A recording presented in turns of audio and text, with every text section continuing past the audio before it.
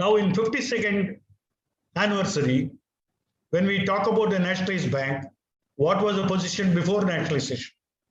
Because nationalization, if you take as a cutoff point, as a breaking point, what was the issue before India got independence in 47? We got a constitution in 50. We got a labor legislation called the Industrial Disputes Act in 1947. In 1947, every bank employee was working in the private bank, treated like a slave, no service conditions. Many times they let go to manager's house and do the domestic work also. Because they were slaves, there are no service conditions. Now they were all united. By whom? By our AIB. They had nothing except to fight. They had no service condition, no salaries, no standardized designations. Now, AIB, taking advantage of the Industrial Disputes Act, takes the wage issues and the service condition issues to court, National Industrial Tribunal. There are many leaders of AIBA. There are many leading labor lawyers who are supporting the bank employees. We have fought the case for several months, and finally we get an award, Sastry Award. Panjay Prakash Sastry, a retired judge of an high court, decided the issue of bank employees from Kanyakumari to Northeast. Every bank, almost every bank in India at that time, which are private, the Sastry Award fixes the wage, the scale, the designation, how to disciplinary action against the employee. If his disciplinary action is not followed, what happens to him? How do you get back the job? When will he become permanent? How can you have a temporary employee? All these issues are decided. For the first time, it was settled by Sastry Award. Many people today don't know what is an award. They ever heard of award staff. Today, an employee of the 50s and 60s will say, I am an award staff. It's a proud designation. But those days, the award changed the lifestyle of the bank employees.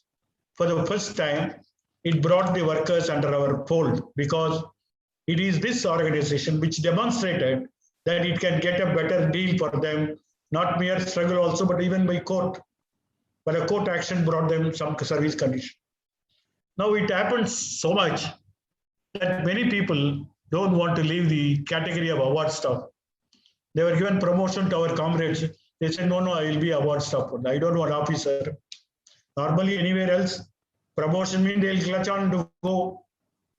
But today, the banking sector, you will find there are many comrades who sacrifice their promotion, continue to call themselves as award staff. That's most important. What is the meaning of the award? It's a decision by a court, by a tribunal. Now in 1952, when we got Sastry Award, then what about the next question of action? There is another award. P.D. Desai was a Bombay High Court judge. Another industrial tribunal. In 1960, we got a second award, Desai Award. So Sastry Award, Desai Award. Now, who's instrumental in getting these conditions of service?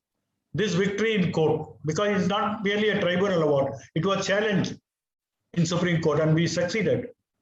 And therefore, we had two solid pieces of memorial or a souvenir.